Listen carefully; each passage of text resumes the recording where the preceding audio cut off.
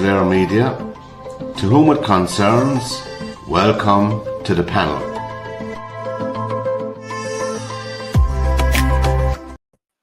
Good evening, everybody, and welcome along to this edition of the panel. Good evening, Tony Brown, and welcome. Good evening to you too.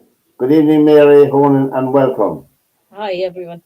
We've been very formal, and all the information is on the bottom of the screen. We're going live on YouTube, on LinkedIn, and on Mary Horan's Facebook page, and we'll be joined by another guest later on in the show.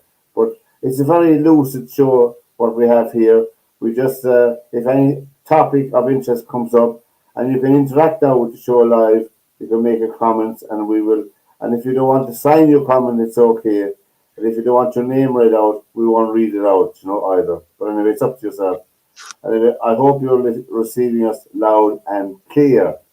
Now, on this Thursday night, 29th of August. Now, we had I was thinking before we came on the show, I suppose it's not a bad thing to be thinking, that in my lifetime I've seen about 40 ministers for health in total. I was counting them up this evening.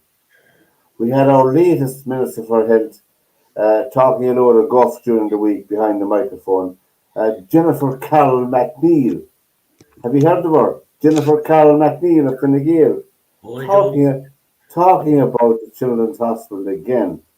Talking a load of unadulterated, and she gets away like every politician, speaking through her hat, The hospital that never gets open, Oh, I tell you, she's been able to talk, I tell you.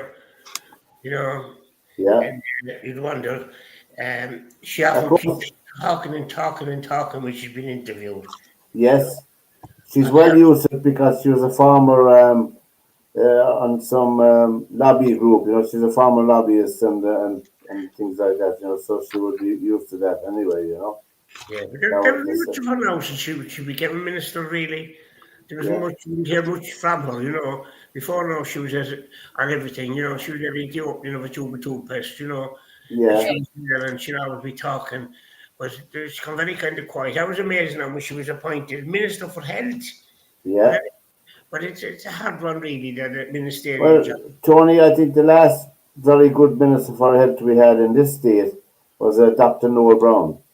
Oh, but Noel Brown was blackguarded. We all know that, Yeah, but he was the last, in my opinion. And people might disagree with me, I don't know, Anyway, I think we'll have a bit of light-hearted fare before we start the show. It's the Muppet Show!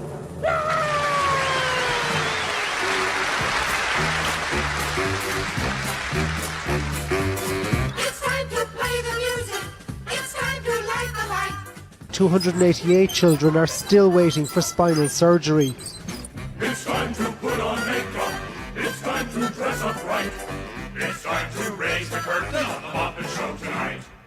Why do we always come here? I guess we'll never know. It's like a kind of torture To have to watch the show.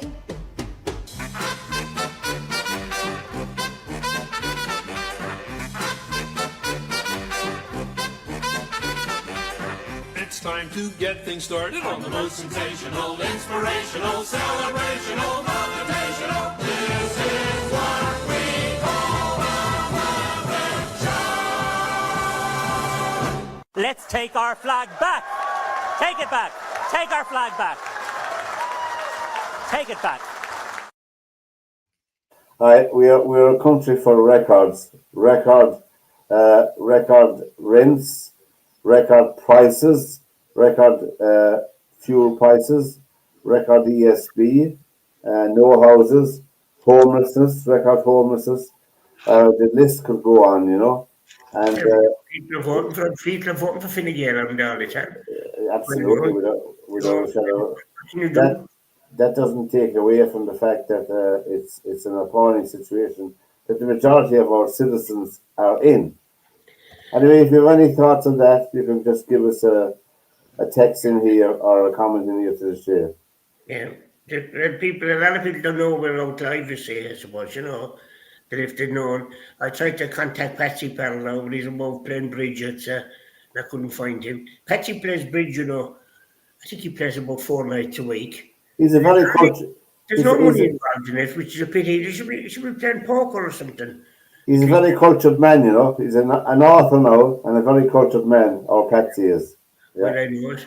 That it's a pity, you know. But anyway, that's not here and there. But the people don't know we're live, I say, and if the people kind of got used to it. Anyway, next Wednesday night, I'm starting a poetry session in the commercial bar in Catherine Street, and it'll be every Wednesday night from 9:30.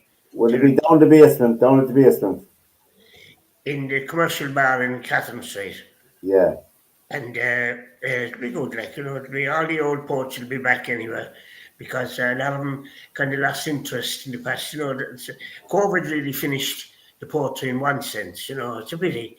But we used to be in the White House for years with Barney Sheehan. That's Wednesday the 4th. Wednesday the 3rd. I think it's the 4th. Maybe I'm wrong. It's the 3rd, yeah. But I put up anyway for the 3rd. We'll be in Poland, but we'll be back the week after for you. Are you going to have it every? Are you going to have it every? Who's going to Poland? We're going over to Auschwitz and the salt mines. Krakow, a beautiful medieval city. There's enough of Poland here to tell you all about it, and they couldn't care less. And the format will be that you can bring your own poem along to read, or you can talk about your favourite poet. Is it? It's funny, you know. Some fellas with theirs have good poems, and some people have a kind of a knack of to me, poetry should be rhyming. You know, people have different views, and there's different. We'd often hear poems by, as they say, famous writers, and they'd bore you to tears, you know. But it'd be funny, and it's a chance for people to kind of get their poems out there, and we should have a good attendance. It'll be downstairs in the commercial. And, I know that. Yeah, I was in the gig there downstairs. Yeah. Yeah, there's a fine room, you know, and where's the commercial? The commercial. Catherine Street. Catherine Street. I was down there last night. That was packed. We were there at a gig, Mary, when what's her name was playing your man's daughter. Oh yeah. Yeah, Trina Horan. Trina Horan, yeah, we were down at that gig. So that was we went there one night to see Horan's daughter, Trina. Oh yeah. Trina Horan, yeah. And we went there one night to see Sweet too, she did, yeah. We were down one night to see the Counterfeiters. The what? The Counterfeiters. Mike Donovan's band. Who's that? Who? I don't know who that. Oh yeah, Mike Donovan from. Yeah. Oh yeah. Donovan. They were playing that one night. It was very good. Enjoyed the gig. No, I call him Buns Donovan because the real Buns is dead. Buns Donovan was at a shop in High Street. I remember old Buns. Yeah. He's dead now. Buns is dead a few years, and he was a big fat man. He was Buns, and he had right at the corner. He's a clothing shop to us, and all the farmers would go into Buns to buy stuff. But anyway, that's next Wednesday night. Anyway, in the commercial downstairs, and it's a fine venue because before we moved to 2 other places and they weren't suitable, we went to O'Brien's in Rocher Street, and it's a nice pub, but it was like a morgue. It's very long, the hall in there. It is. In Tom and Jerry's down in Dental Street, and because we were all locked out one night in the White House. We went down to have the usual post. Some new owners took it over and they locked us out. We were all outside the door. We couldn't get in. So it's a pity, really, because Barney made it. Barney Sheehan was very funny. Barney was very good. He was funny, you know, and he had a great sense of humour and good wit. And Barney made that poetry session he did. But why did they stop it? I mean, it was good. Why do people think that they can change or break something that isn't, or fix something that isn't broken? I mean, I understand, but there are things even when you're a new employer or a new startup within it, you know that you have an existing client base who are interested in, say, poetry. and there would have been there it would have been nothing to them to leave that availability there for people, but obviously they thought it wasn't cool enough. Oh, they did. They wanted to start at the time a sports Sports bar. bar. Sports bar, they're a dime a dozen, those things. You know, the thing. Absolutely. People that don't support, they go to their own local. Do you ever hear that stupid saying to me, my local? I know what my local is. Fellas be saying my local and they're travelling halfway across the city to my local. Your local to me is a pub that's alongside you. You can walk to, that you can walk to. Yeah, that you would go to. But some people call it my here fellas and So- my local. Your local would be Finney's, would it? So the Finnish wouldn't see me down there in my local, you know. Yeah. But like that, some fellas think it's a great thing to be going down to my local, you know, they are cottage. But like that, getting back to the commercial now is a nice pub since it was taken over by John O'Shea's son, Rocky, they call him, he's known as Rocky. And when he got the nickname Rocky, because I always known him as Owen. But he's made a great change at the pub down there. And it was packed last night down there. That was early. That was about 8:45 last night. And they'll be outside the door because with the no smoking, you say, it's good and it's bad. It's good in the sense it gets rid of covers. It's excellent. It gets rid of people out of the pubs, out to the front, to what they call a smoking area. But down the commercial, a lot of them will be out in the front and the footpath and that. Was a good address. Well, here. There wouldn't be that many now anymore smoking, I don't think, you know. Still there are, you know, because although funny enough, I've an outing as well on Wednesday night, and it'll be the outing will be finished by 9 o'clock because the dark evenings are coming in now. Yeah.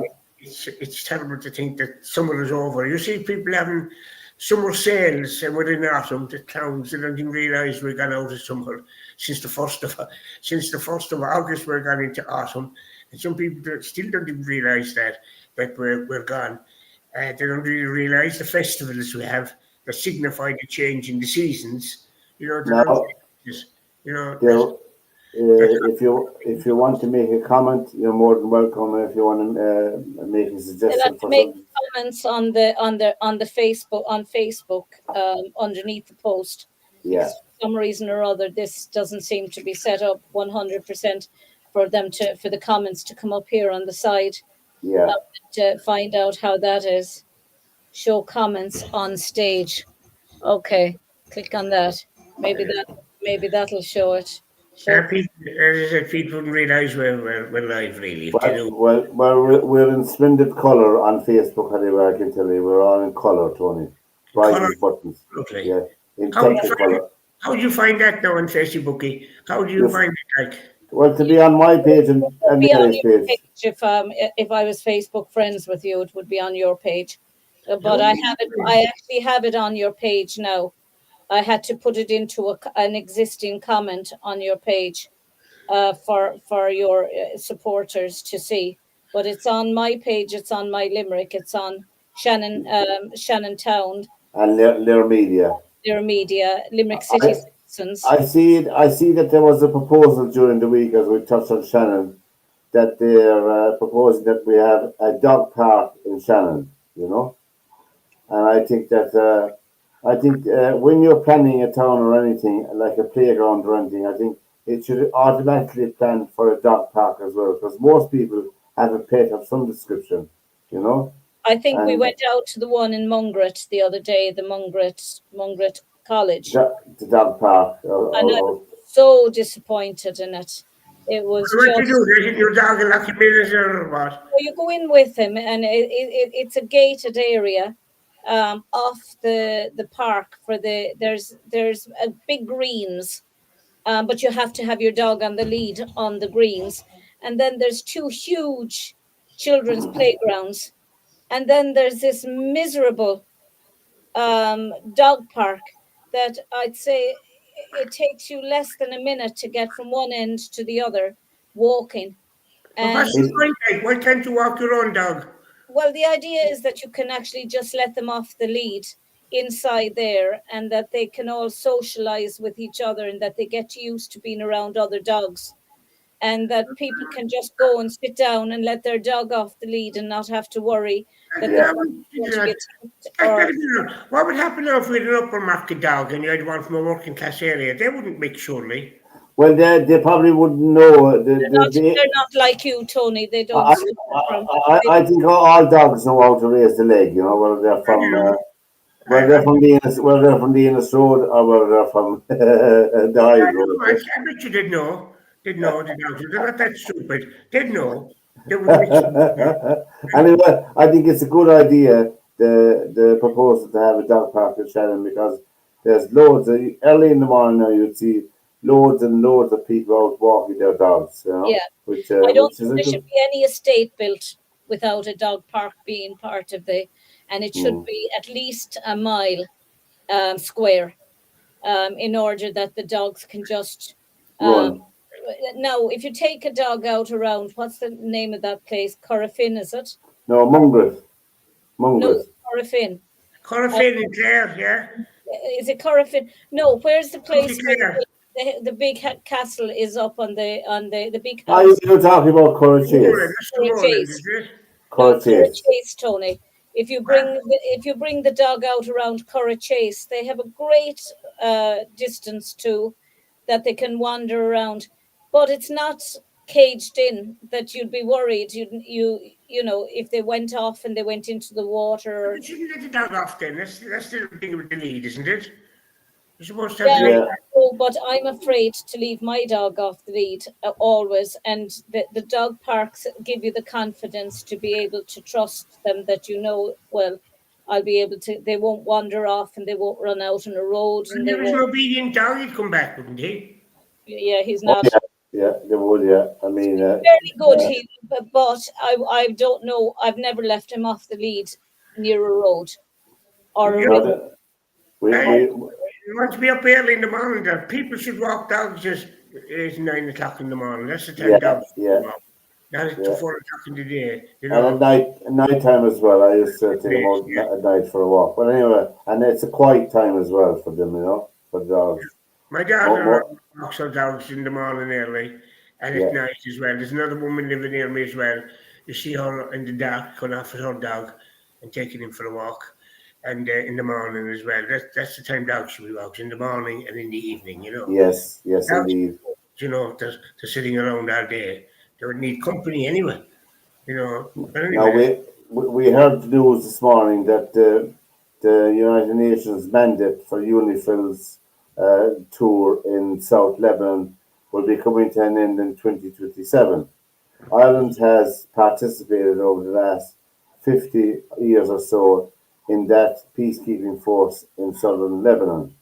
One of my very, very good friends got killed there, I was in the army with at the time. 47 people, 47 Irish have been killed. One of them I knew well. He was in my battalion, Tom Barrett from Macroom. When were you in the army? 69 to 73. 69, what's that, 4 years? 4 years. Did you come out as a commandant or a captain or commander-in-chief or something? Or? I came out disciplined. Did you get a big pension out of that now, did you? Well, I wasn't in long enough, but at the time when you joined the army, you could join, but at the time I was in it, in order to stay in the army, you had to sign on for 7 more years. When you're a young lad, 7 years is like a lifetime. So I tendered, good luck, goodbye, and off you went after 4 years. But anyway, Tom Barrett, the fellow that stands up with the big sword. the sergeant major. They do us a lot of good now. Putin attacked us and standing up with a sword, didn't it? Oh yeah. Well, I mean, to give them a fight, they might get a fight, sir. I think we're supposed to be getting 7 fighter jets. I'm not quite sure of that, but that's anyway, what we heard. Getting back to the peacekeeping force, we have a group of Irish soldiers out there. They go out. There's roughly 300 in Camp Shamrock in southern Lebanon, and they were now more than ever with the volatility in that area of the world, in the Middle East area. You would think that they'd keep the peacekeeping mission there. What have they done though, Pat, over there? There are 5 permanent members of the UN. Each of those 5 permanent, just to let people know, have a veto over any decision made. The United States voted against the continuation of this UNIFIL mission in southern Lebanon. You know why they voted against it? Because in all the years that the UN has been there, they've done absolutely nothing to rid the region of Hezbollah. Well, that's a bit unfair because the one thing they had, the one thing their presence has demonstrated for anybody who manages to take a look is they've prevented war, they've prevented killings there. All those years. Irish crowd, is it? And yet, 47 Irish were killed. 47 people, soldiers killed in skirmishes. That's right, yeah. And do you know and Hezbollah is still as strong as ever. Oh yeah. Well, we know why Hezbollah are as strong as ever. They're sponsored by Iran, you know, and why we have an Iranian ambassador in Ireland is beyond me, you know. I have no idea, you know. I have no idea at all. I see right around everyone. Well, the Iranian ambassador was expelled recently from Australia, you know, and a couple more diplomats. Now, what did they be doing all day out there? How many Irish soldiers are out there? 300. What did they be doing all day, like? I suppose making maintenance on the equipment, on the tanks, and I don't know. I never looked into that myself, you know. Yeah. I was on one of the roads to go there, but I got sick. I'm afraid. You got sick? You didn't want to go, did you? No, I didn't get sick on purpose. I got the flu. Yeah. And that was the road that my friend got killed in. You know, they were kidnapped and they were tortured. I've just checked it up here. Post 2006 deployment. Since then, the forces' activities have centered around monitoring military activity between Hezbollah and the Israeli Defense Forces, with the aim of reducing tensions and allaying tensions. They've done nothing to eradicate. People should remember that. People should remember that a peacekeeping mandate is every bit as important as going in with all guns blazing, in my view. I mean, if you get American troops on the ground there, you'll get an escalation of hostilities, and that'll be no good for anybody. Now we have a regular person who comes on our show. He's unavailable. He'll be on with us probably next week. He's the chairman of the Irish Lebanese Cultural Organization. He's Foundation. Guy Jones, and he's from Lebanon. I had a conversation with him before the program today, and he will be able to give us some more background information on that and on the usefulness of the force there, you know. But anyway, he could have started it out. Where is he? He's on around tonight, but he's traveling. But I'm saying that the US in the United Nations, permanent member of the Security Council, vetoed the continuation of that force. So that's where we are at the moment. I don't know what's going to happen after that, you know. Well, I'd bring him home if I had my way anyway. Huh? I'd bring him home if I could. It's costing a fortune anyway. I agree. Who pays for the whole house? Now we're going to take a little suspect. I am here with the failing and sad Katie Couric. Katie was once great. She's now broadcasting with a ring light on her phone, like everybody else. Used to be part of the lamestream media with failing MSDNC or NBC, whatever it is. And now you don't like me too much, Kate. You treat me terribly. What do you say to that? She can't even talk. Terrible. It's pathetic.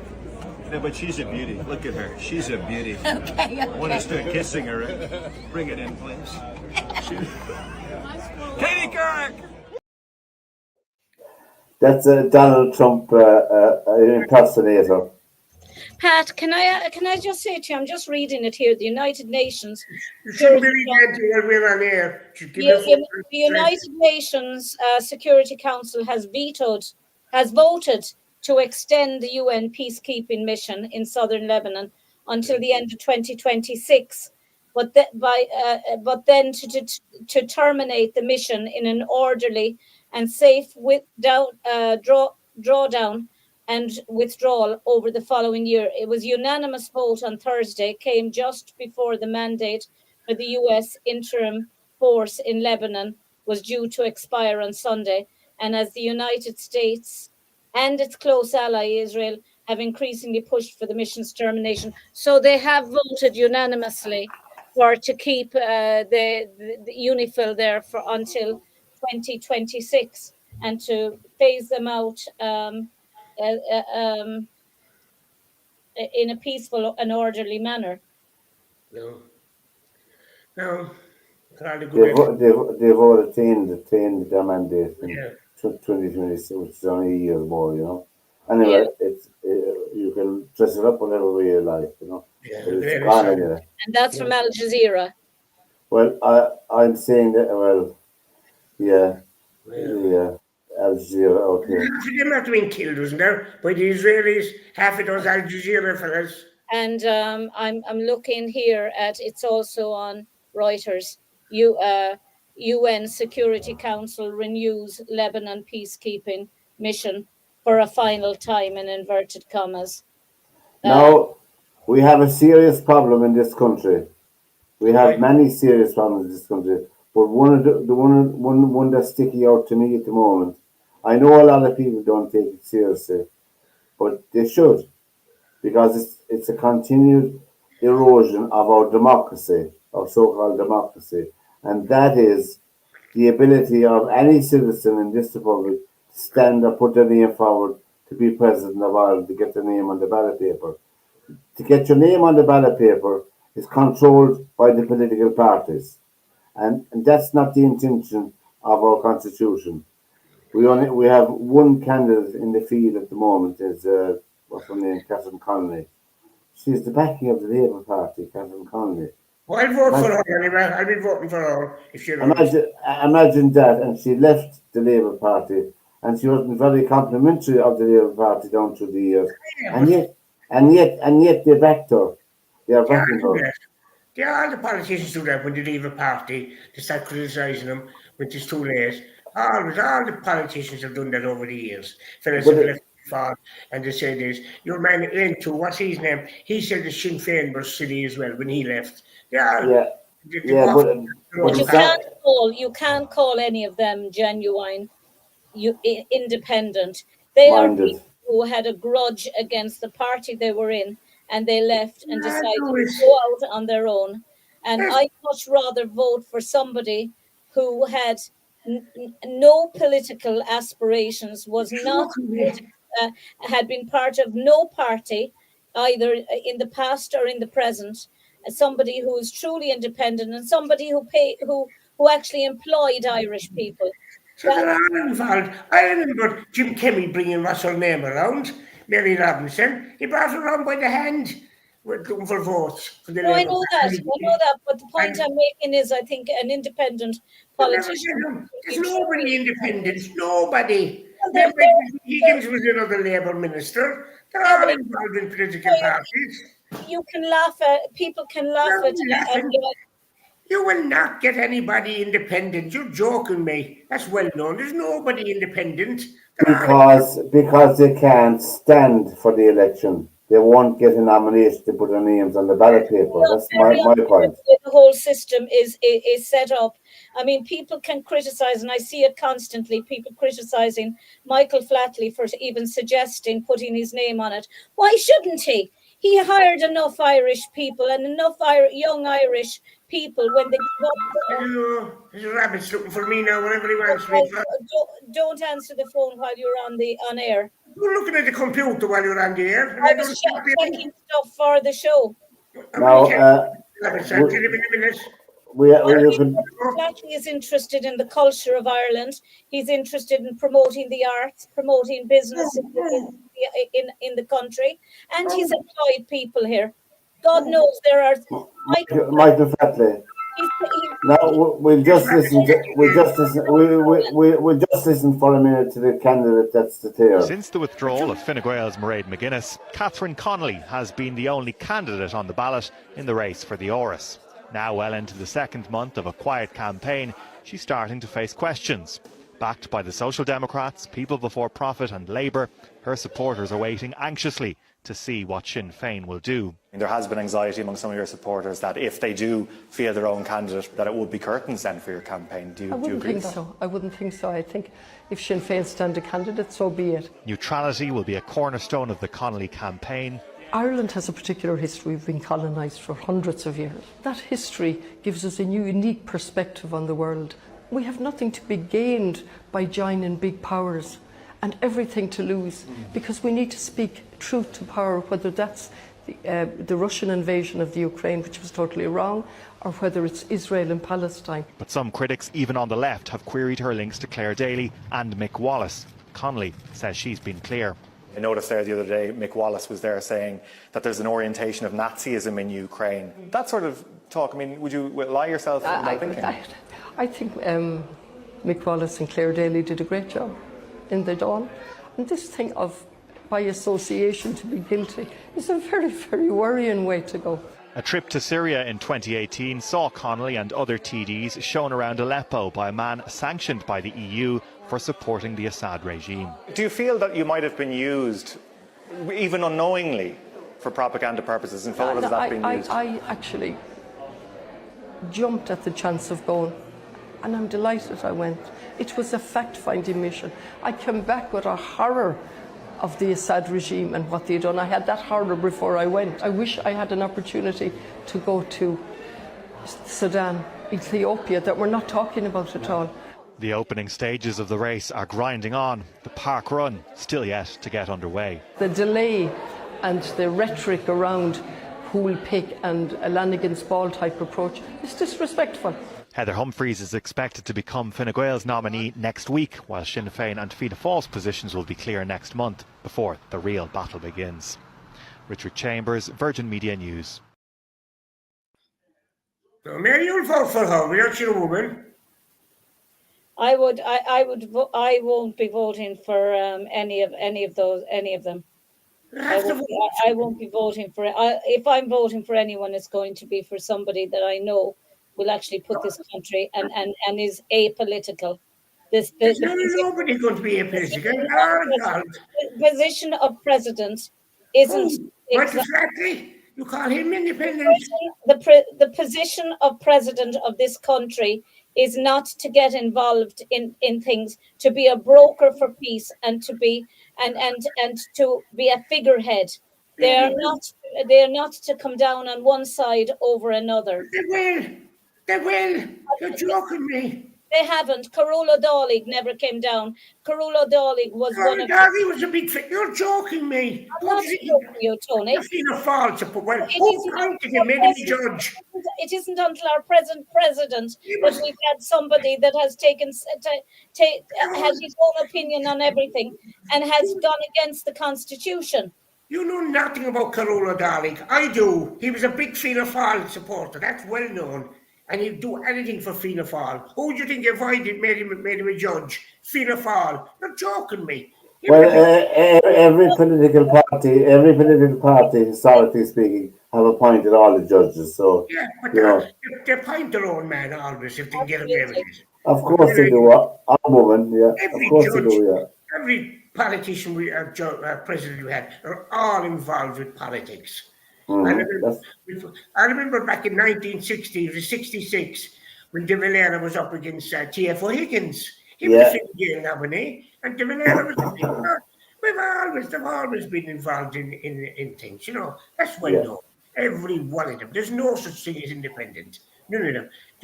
Even Jim Kelly was the only independent we had, and he was still involved with the Labour Party. We all know that. You know, you can't. They're all involved in political parties. How Well, do you get- the system of getting your name on the ballot paper has to be seriously looked at by our electoral commission. It has to be seriously looked at because Imagine Michael Flatley being president of Ireland. Would be Why right. shouldn't he be? I'd laugh Why and shouldn't he be, Tony? What's the snobbery about it? Why shouldn't he be? He employed enough Irish people. He put Ireland on the map. Nobody gave a damn about Ireland until Michael Flatley came along and brought them to the furthest reaches of the world. People heard of Ireland through Riverdance and Lord of the Joking me. That's only bullshit. When you go where, Mary? He put this country on the map and he did up his the castle that was being left to ruins, Tony. That's No. only political snobbery now on your part. Wait. You speak of somebody. wasn't He in has ruin. every right. Both his parents were born and bred in this country and didn't leave this country until they were in their teens and left and went to America. That man did a lot for this country. And Billy he's not Whelan. Only for Billy Whelan, they wouldn't have the music. It's Billy Whelan that well, wrote the without music. them all, without Michael Flatley, they wouldn't have had He was the always happy keeping around. genius. He was only He was happy the to get genius behind it. He was the Yeah. genius behind it. You could get an orangutan to do the dancing he was doing. You're joking me. No, you No, could you not. can't. No, you Absolutely could not. not. Tony. An No, orangutan. you could not. Michael Flatley was a world champion dancer. And listen, Riverdance would be And nothing. he's a fantastic it businessman. wasn't the castle, He's and a it wasn't fantastic in businessman. He's You a know- fantastic businessman who has the interests of his parents' country at heart, and he comes to it with an outside view as well. You Wait a minute, lads. We have a comment in here to the student program. And, This is a we're- comment for Catherine Connolly. First of all, he didn't live in a castle. That's only a house. It wasn't in ruin. It was in good condition. I was in it before he bought it, right? Do you know what the name of it is? Right? He's done it to a most extraordinary level. Now he has it for sale. Castle Heights done. That's America. But it's utter snobbery to say he has no right to go when both his parents were born in this country. He wasn't. It doesn't matter. His He's parents were, and he American. holds an Irish Oh. passport. He's American. Tony, hold on a second. Tony, hold on a minute. Tony, hold on a second. Eamon de Valera pulled out the American card to stop himself being executed after 1916 rising. Eamon de Valera used. I said Eamon de Valera pulled out the American card to prevent himself from being executed after the 1916 rising. But that doesn't make him less of an Irishman than he was. Yeah, true. It's only born. Well, who was his father? I mean, that caused controversy about 20 years ago in the Irish Times. He went down for months on about where his father came from. They were writing in letters every day to wait into the Irish. Political remember as well. snobbery and this attitude that somebody isn't Irish because they weren't born here. He's more Irish than I am. Both his parents were born here. Who? Michael Flatley. Both his parents were born and bred in this country. There's a question in here for us as we're talking about the president. Pauline asks us, "What about Conor McGregor? What about He's more Irish than Michael Flatley. Indeed. Well, Conor McGregor is entitled to get his name on the ballot paper, but he will be prevented by the political parties of getting his name. Says he has enough. The last article I read, he said he has enough names and enough support to get on the ballot. Michael Flatley or no, Conor McGregor. Well, I mean, make a good. He wouldn't take any messing out of anyone. He'd be a good president. They're putting Harrison looked on. I could see him sitting up there now, and there'd be no smart comments such as Well, it says here Conor McGregor claims he has secured enough political support to run for president. That was and Conor has claimed he has in the online post. McGregor also claimed to have the backing of the most prestigious party of them all, but did not name the party. No, you say no. The point I'm making is anyone, Tony, should be able to decide, I want to go as President of Ireland, the prerequisite is that you were either born in this country or that your one or both parents were born in this country and you hold an Irish citizenship. Other And than, you must be over 35. if we could have a president in De Valera who wasn't born in this country, why can't we have a Conor McGregor or a Michael Flatley? Why But not? that was years. Political snobbery. That was years ago. It doesn't make a difference if the precedents were set.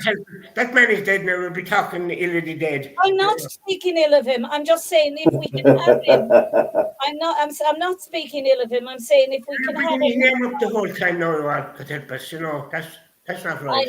I'm saying that if he can, if the precedence was there and he could become president with one Irish parent. We lighten the atmosphere. There was an interview done of a few young people back in 1967. Do you know an important person?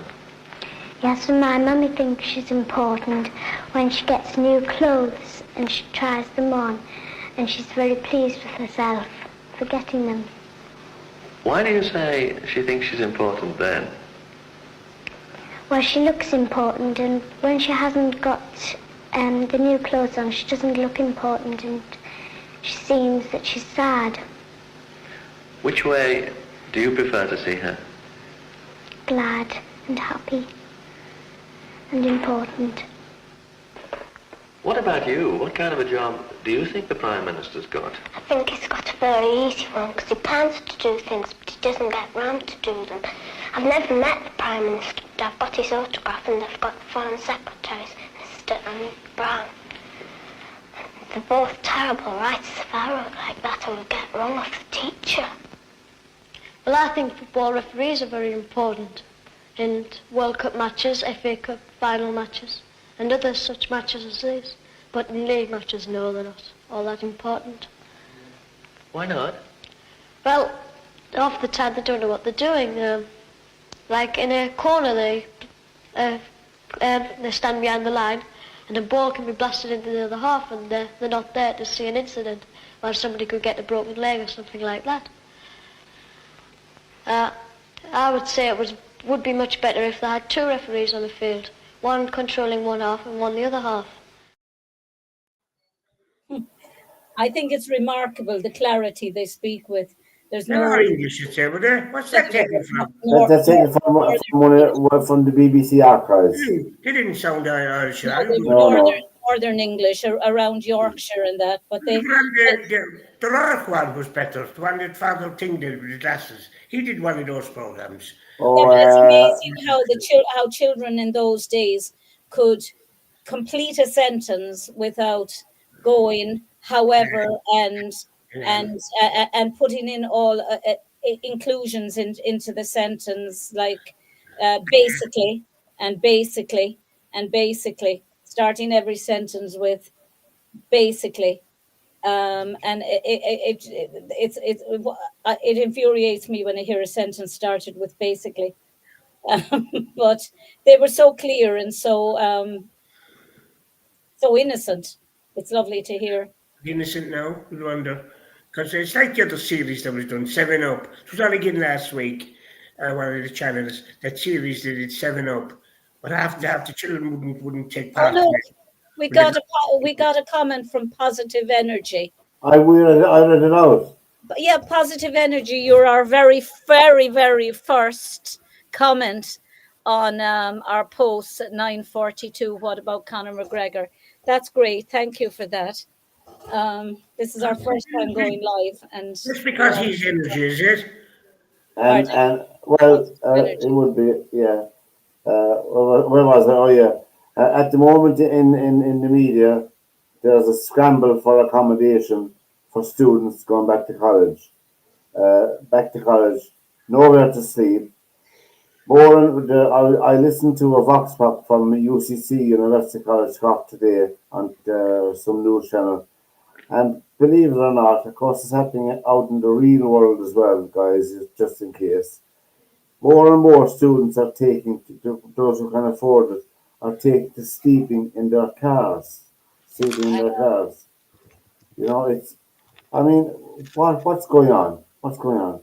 Some of them are being charged 16,000 euros for their term to stay in one room in a house. 16,000, and that's not for the full year. That's only during the term from September to May, is it? September to May, I think myself. By the way, I'm one of those students now this year. I'm a student this year in TUS, but I'm not looking for accommodation. I think it's great. I think I'm it's not looking for accommodation at all. I'm looking for a dig out. Is that do you remember that fellow that said he was looking for a dig out? What about Mary can put you up. but Tony, what about she's in the wrong side of the city. What about Bertie Ahern? Would you vote for him now for president? I'd vote for him before I'd vote for Catherine Connolly. What about Bertie? Hold on a minute. Why won't you vote for Catherine Connolly? I'd vote for Bertie Ahern because he was involved in the peace and he was part of the He was peace. involved in that at all. That was all done by civil servants. Look, cop yourself on. If I am not allowed to speak was all without the being servants do that. interrupted, Tony, you really have to stop barking. You look like a nodding dog. Will you You're stop? on about Bertie Ahern. You're I saying am silly entitled things. to my opinion. Yeah, It that's might it. not. It might be a complete. I asked you first odds why with did you vote yours. for Catherine Connolly, and you changed the subject. I have. asked you directly. I'm Why not, did I you don't vote? have to. I don't have to announce my reasons here. No, yeah, but you were answering the question. You I changed don't. it. I don't have to tell you why. Mary, hang on a minute, but Tony, I was asking you, would you vote for? But Tony, would you vote for Bertie Ahern? No, Why? I wouldn't trust him. I never had anything got to do with him. And from what I've heard, I wouldn't trust him. He said he'd no bank account, which is unreal for a tea shop. They have no bank account. It's unreal. He never answered. The Moriarty Tribunal said that about him. I forget the words they used. You know, and I mean, I used to say he was the most devious. What was he? There's something in the devious, he called him. Charlie Haughey did. A post the other day said he might be the only Irish president without a bank account. That's not funny. I wouldn't laugh at that, though. I mean, he's getting I'm not away. saying it's funny, Tony, and I can see myself It's not wrong. voting for anyone But you because said I just don't think I think the whole system is corrupt and it's leaning towards You're picking not- one of their own in everything. You're You're either not Labour, embarrassed. you're either Sinn Féin, or they're talking now of Mary Lou MacDonald going forward for Sinn Féin. And Would then you vote for her? no. Why? No, I wouldn't. But you must have a reason. I I have- can give you reasons. I absolutely have, You and I'll should keep it to state myself. the reason. Don't I'll be keep it to afraid. myself. But you must have a reason. You just don't take people into mind. You must have a reason. If I I said do, I do, but I'm keeping it to myself. I'm not sharing. that's avoiding the question. No, it's not. No, it's not. You've only been No, it's afraid. not. You're afraid to answer the question. I would never. Any And would you? But Tony, would you vote for Heather Humphreys? No, because look at her grandfather. Do you know who her grandfather was? No, hang on, I don't. No, I know about her Who? grandfather. You know about her grandfather. Who was her grandfather? Her grandfather signed the covenant for Ulster, and that's never spoken of. He was one of the people who signed the Ulster Covenant. Well, that is wrong, and she shouldn't be allowed that her grandfather did that. Why? I mean, that was against the Republic. And he Yeah, but wanted why shouldn't she be allowed? She's a citizen of the Republic, and she should have a right to put her name forward, just as every citizen of the Republic has. But they don't. You can't pick and choose. You can't pick and choose. People will vote in the ballot. They'll go in and put their name. Every citizen of the Republic cannot get their name on the ballot. It's No, they simple as that. cannot. Yeah. They cannot. That's true. That's true. And my problem is that everyone. Now, somebody did say to me on Facebook, and they they were right. You know, if everyone was able to put their names in the ballot, Jesus, you'd get so confused because he's in one part of Dublin, and there's so many names. But you shouldn't have the government dictating whose name makes it onto the ballot. Well, You shouldn't have. There should be another system where people can put their names forward, and maybe what you should do at the moment, everybody that's listening to this show and looking at it, is everybody email the Electoral Commission and outline your objections to the system, and at least they may get some discussion about it, and that's the way to change it if there's ever going to be change. But as we know, it takes a long time to change anything in this country. I will say one thing, Tony. I used to be a huge admirer of Catherine Connolly. I used to be a really huge admirer of her. I loved the way she calmly spoke, and of course, then I realised she's a barrister by qualification. Much wanting more. She was a barrister, and she's a politician, and she now she wants to be president. I would rather somebody in that position that is coming to it with a business mind and has an interest in Ireland and promoting Ireland, not taking sides politically. Our president should be a figurehead and should, I believe, in my opinion, Mary McAleese was our greatest president. In my opinion, Mary McAleese was our greatest president. In my view, she didn't put a foot wrong. She welcomed everyone. She was balanced, and for someone who had come from the situation she had come from in the north, she had that experience, and she was able to bring about broker peace, but she was able to stay right in the center and not upset one particular. She was from the occupied part of this country, which is occupied by the British government. Yes, she was, but she didn't bring politics into. Look at what she did when the Queen came to Ireland, and how she welcomed the Queen, and how they got on really well, and it was obvious that. They could have Edinburgh out in the corridor. She could have an old cow, for all you know. How do you know? It was obvious they had a good rapport, and she was the first president. She was the first Irish president to welcome a sitting monarch in this country. So did them. Look over here, Mary. But she did it, Tony. She did it. And you have to credit to Mary McAleese for that. Stand up at the table and say, "Shut up, you old cow." She couldn't do that. Imagine if she stood up and said, "I can't stand you." She couldn't do that. Our current president has done everything to try and alienate and take sides. If I was president, I'd say they're all lovely people too, and I love your company. Well, I'll be delighted to see the back of the. I'll be delighted to see the back of our present president. No, I would.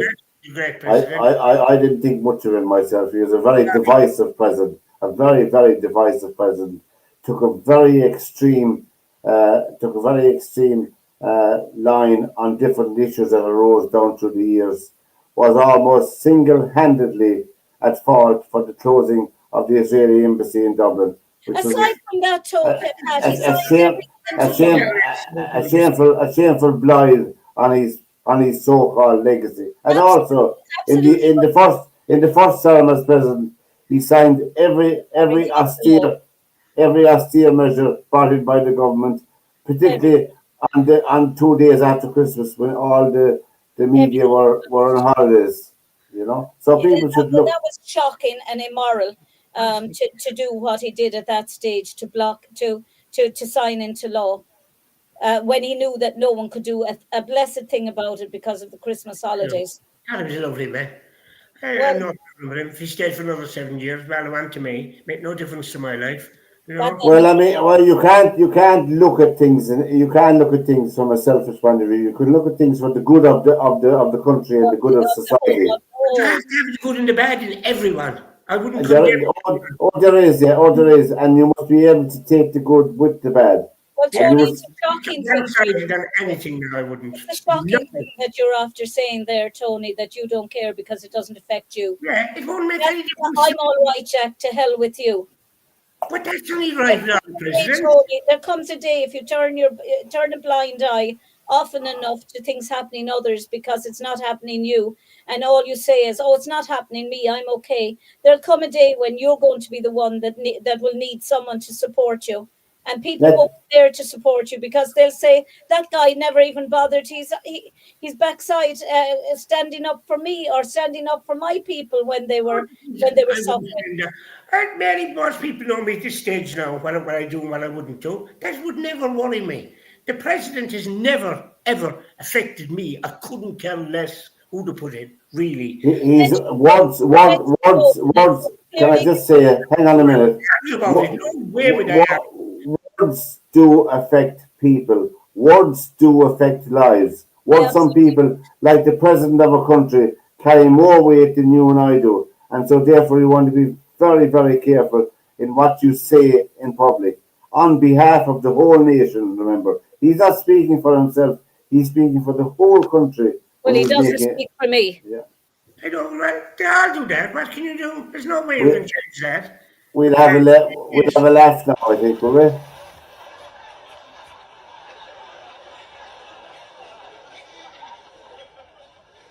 When the police come to the house, mother says, and see in the tenements you'd a bit poorish.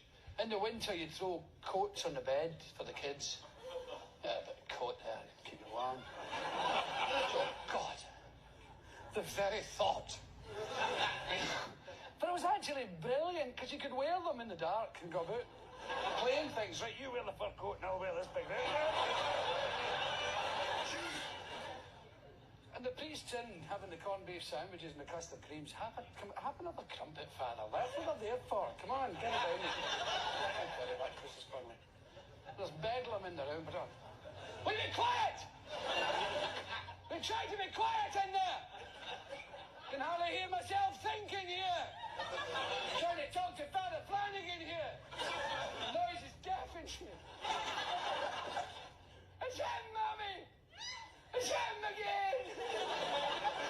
He's taken more than his fair share of the coat! What are you talking about, coat? Throw coat in there! Don't know, fertile imagination. The coats are all in the cloakroom. It's a room in kitchen. Bloody cloakroom. She thinks it's a dance hall she's in.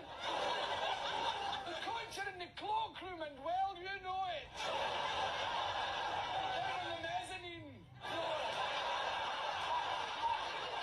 Near the luncheonette, next to the breakfast bar.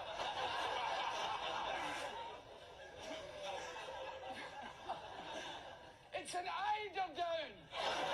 Stupid girl coat. I don't know where they get it. She must have thought it was one of them doobie jackets. Eiderdown. What were you saying, Father? What were you saying? What were you saying about God there, fella? What was that? All right enough. You have a custard cream, that's fine. And you don't say. Bedlam, bedlam, bedlam. Will you stop that in there? I won't tell you.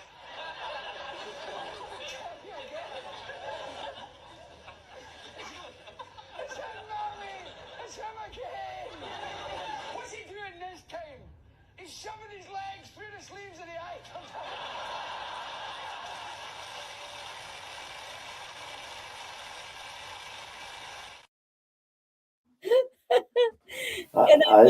Can I just say a big shout out to Nick Rabbits who asked us to say hello to him.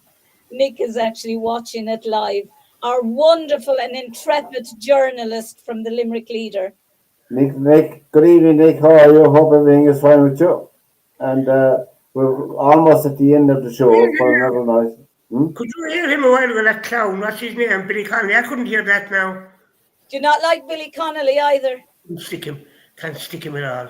God, you're miserable, Tony. Anyone who can't like Billy Connolly has What comedian? Audience. That was the audience there. They were all locked in. He couldn't get out. all those audience people. What comedian would you like? What? What comedian do you like? Carl Spain. Carl Spain. We will organise that with Mark down next Sunday night. Big shout out to Mark Spain and Carl Spain. Mark Spain and Carl Spain, if you're listening, you're welcome to come on the show any Thursday night and entertain Tony and his friends as well on the show, yeah. We'd love to have you along. No, seriously, what is your favourite comedian, Tony? I don't know, no favourite really. No favourite. I just, some fellas I'd laugh at more, I wouldn't, you know. Depends. Like Tommy Cooper? Yeah, he was funny at times. He lived near my brother in Slough in England. He's going to the same pub as him. He's funny at times, but then you get sick of him after a few minutes as well. It was innocent fun, though. Innocent fun. Yes, but Grace was much the same as well. Some things he said, you know. Didn't Grace, his best sketch, of course, is the Why You Are, going into the Chinese. Oh, yeah, the lads in the pub. That's very good. But I think the Father of the Bride is very good as well. Who? The Father of the Bride when he was at the wedding. Oh, yeah, very good. But he copied that then from, what's his name? What's the American comedian, Stan Freberg? Yeah. When he sings the song, I Dream to Your Wedding. Do you ever hear that song, Stan Freberg? Very funny it is. He copied that from that, he did. When he sings the song, I Dream to Your Wedding. Yes, anyway. yes. But having said all that anyway, I wouldn't have any, what I say, comedian that I'd follow around the place laughing to, you know. Norman Wisdom now was funny, some of the things he used to do. But he was more of an actor than a comedian as such. You know? Yeah. Oh, I'm going to show this little video, just it's light-hearted. I don't want to stick it in videos. We're good.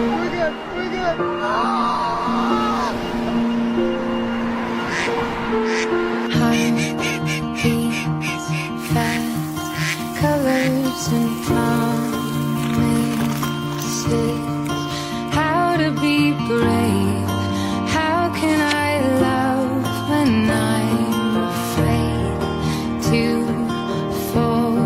But watching you stand alone, all of my doubt suddenly goes away somehow.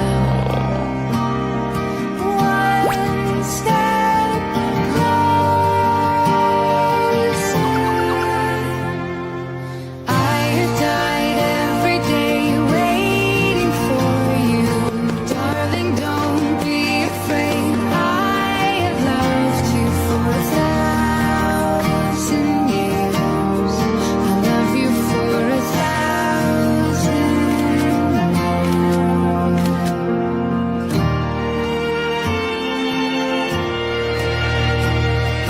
Time stands still. Your pet dog, I might take your pet dog for a walk down the street. I'd say you get a lot of attention. They're incredibly loyal creatures. If you have a duck, they won't leave your side. They follow you, apparently, everywhere you go. They've got a kind of a tracking system with you, and they just follow you everywhere. You could never go out for a night and leave a duck at home. They would probably die at home without you, because they have that kind of a memory. You're the whole focus of their existence. I never saw a dead duck. Did you? No. Don't There's no effing duck. Are you feeding the cats, Tony, the stray cats? The cat's a different thing altogether now. Cats couldn't care less. Not interested in that. No, they're like women, Tony. Cats are like women. Yeah. Very shame. Very shame. Yeah, absolutely. On that note, I think some of us are very loyal. No, Mary, experience now, stay out of it. We've come to the end of another show. So from Tony Bone, Mary and myself, till we meet again next Thursday night, lads. And thank you for your comments, and we really appreciate it. Thanks very much. Good night from, as I said, for the gang here. We'll see you again next Thursday night. Lekun Day.